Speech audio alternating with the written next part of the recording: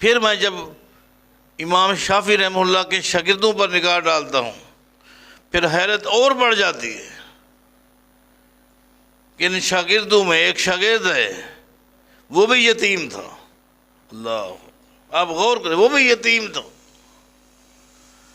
ہمارا نبی بھی پیدا ہوا یتیم تھا. اس یتیم کی امانت کو یتیموں کی ٹیم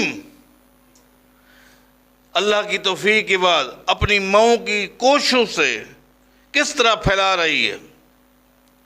ایک یتیم بچہ جس کو اس کی ماں روزانہ تہجد کے وقت اپنے سامنے بٹھاتی ہے، تہجد پڑھتی ہے اور ایک ہی دعا مانگتی ہے، اے اللہ اس کو ایسا بنا دے جیسا شافعی ہے.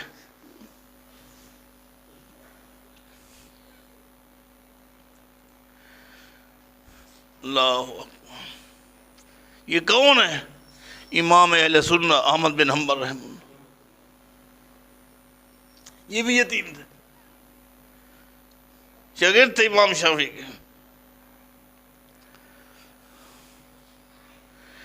میں کوئی تفصیل کے ساتھ ان کی سیرتوں پر گفتگو نہیں کر سکتا، ٹائم مختصر ہے. آپ کو بتا رہا ہوں کہ اگر عورت کے پاس علم ہو، صلاحیت ہو، تو وہ بچے کو لے کر بچے کے لیے کیا دعائیں مانگتی ہے. یہ مائیں کوشش نہیں کر رہی، محنت نہیں کر رہی، نہیں دعا مانگ رہی کہ اللہ ان کو ڈاکٹر بنا دے، ان کو انجینئر بنا دے، اللہ ان کو تاجر بنا دے، ارب پتی بنا دے. حوالے دے رہی ہے اس کو شافعی جیسا بنا دے. اللہ اللہ. استاد بھی استاد تھا، شاگرد بھی استاد. بعض استاد شاگردوں کے لیے پہچان ہوتے ہیں، بعض شاگرد استادوں کے لیے پہچان ہوتے ہیں. جس طرح بعض شاگردوں کے لیے اعزاز ہوتا ہے کہ میں فلاں کا شاگرد ہوں، میں فلاں کا شاگرد ہوں.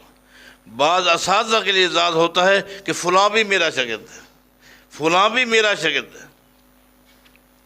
امام شافعی استاد ہیں تو شاگرد کون ہیں؟ احمد بن حنبل رحمہ اللہ. اللہ، کیا تعلق، کیا محبت، کیا علم، قربان جائیں.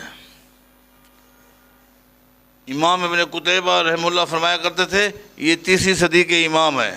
وہ فرماتے ہیں، اپنے شاگرد سے کہتے، اذا رأیت رجلا یحب احمد بن حنبل، بیٹا جب تو کسی آدمی کو دیکھے کہ وہ امام احمد بن حنبل سے محبت کرتا ہے، فعلم انہ صاحب سنہ.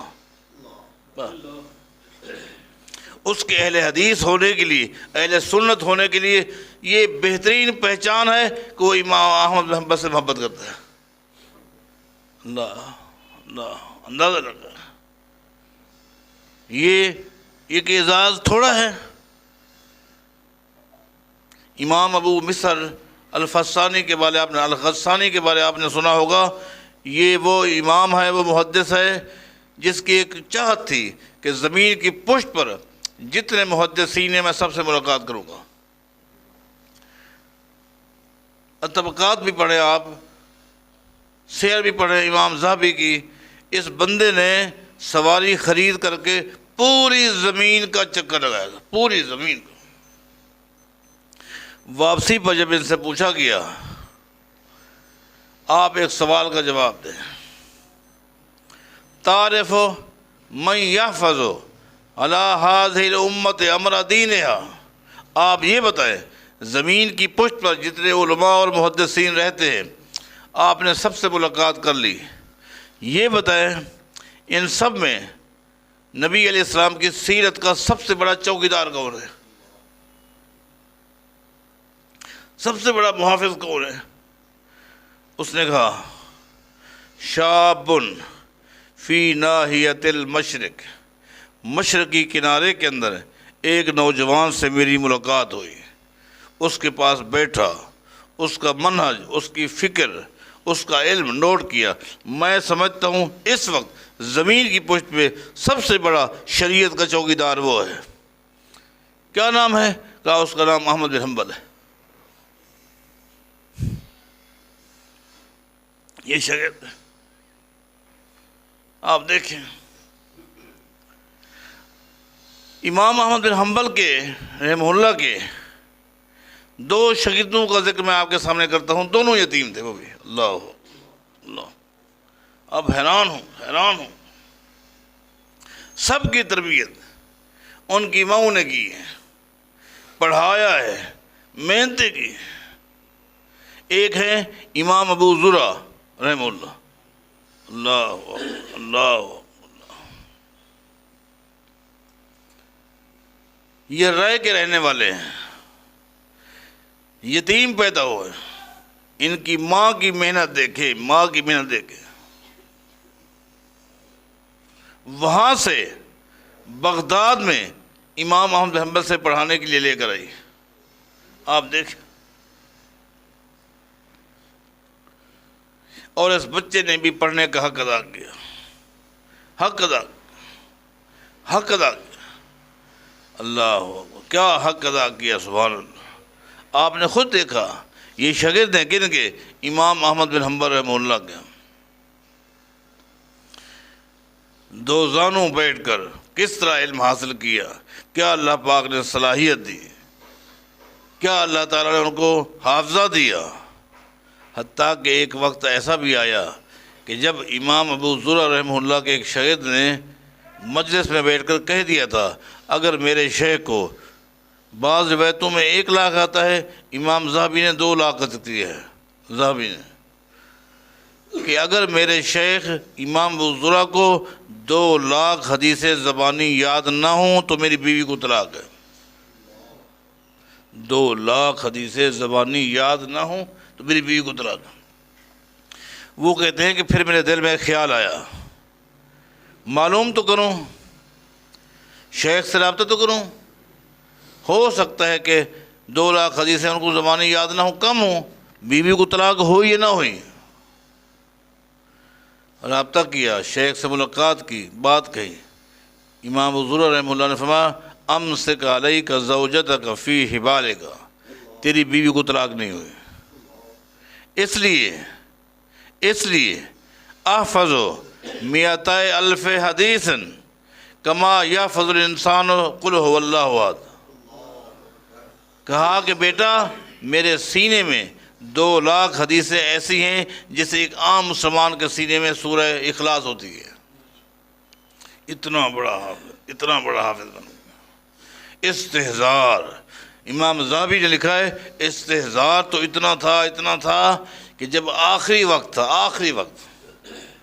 سکرات لگی ہوئی تھی، سکرات میں آدمی عجیب کنڈیشن میں ہوتا ہے، سکرات لگی ہوتی ہے، کسی کی طرف توجہ نہیں ہوتی، عجیب کنڈیشن ہوتی ہے، آخری لمحات ہوتے ہیں۔ محدثین کی ایک جماعت بیٹھی تھی، آپس میں آہستہ آہستہ کہنے لگے، یہ وقت کا امام تھا، وقت کا محدث تھا، انہیں سکرات لگی ہوئی ہے، اب ان کو لا الہ الا اللہ کی تلقین کیسے کریں؟ وہ حدیث میں آتا نا جی کہ جب مرنے والے کا آخری وقت ہو، لکنوا موتاکم بلا الہ الا اللہ، لا الہ الا اللہ کی تلقین کرنی چاہیے تاکہ اس کا خاتمہ ایمان پر ہو جائے۔ سب میں ہمت نہیں ہو رہی تھی کہ وہ وقت کا امام ہے، جرأت نہیں ہے۔ امام ابو حاتم رازی رحمہ اللہ نے کہا، میرے ذہن میں ایک ترکیب ہے لیکن آپ نے خاموشی اختیار کرنی ہے، ٹھیک ہے۔ اس کو سکرات لگی ہوئی، امام ابو حاتم رازی رحمہ اللہ نے زور سے ایک حدیث کی سند پڑھنا شروع کر دی۔ حدثنا بندار حدثنا ابو عاصم حدثنا عبد الحمید ابن جعفر عن صالح کہہ کے خاموش ہو گئے، ایسے خاموش ہو گئے جیسے آگے سند نہیں آتی۔ والباقون سکتوا، باقی تو خاموش بیٹھے تھے، ان کو کہا تھا کھل گئے۔ جس وقت ابو حاتم رازی خاموش ہو گئے، ایسا کہ آگے نہیں آتا تھا، ایک دم امام ابو زرع نے آنکھیں کھولی، اللہ،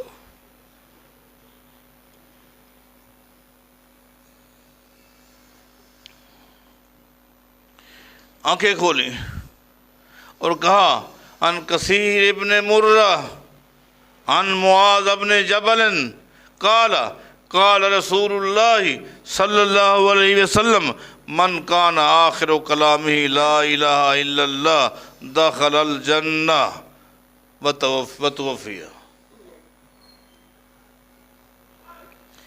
اس وقت دیکھیں اللہ تعالیٰ نے استعداد وَمَن يَتَّقِ اللَّهَ يَجْعَل لَّهُ مَخْرَجًا، یہ ہے مخرج اللہ، یہ ہے مخرج۔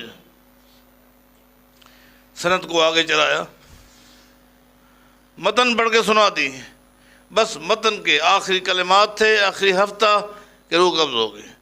کیا خاتمہ، کیا استعداد، کیا تقوی اور کیا خاتمہ۔ یہ بھی ایک یتیم بچے ہے۔